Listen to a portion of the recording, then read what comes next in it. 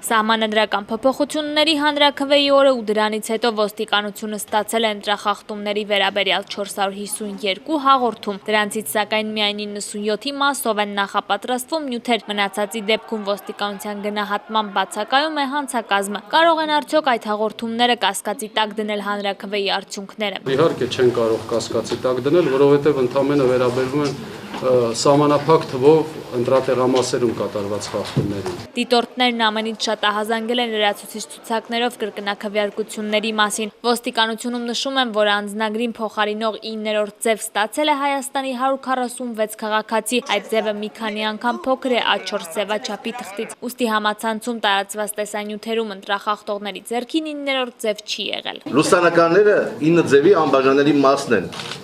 Հետևաբար դրանք 9 ձևեր չեն եղել։ Ոչ մեկ չգիտի ինչ փաստաթղթեր։ Իմ ենթադրություններով A4 ֆորմատի չափի տեստ ունի այն տեղեկանքը, որ տրվում է ըստ գտնվելու վայրի,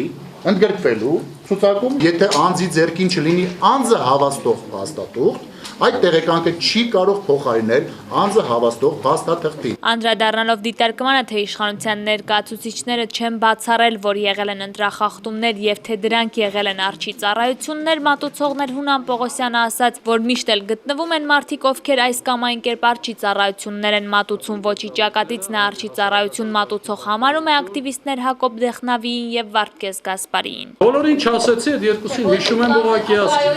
Այո, իծը հանրային մեծ հնչեղություն ունեցող անուններ չեն դրա համար։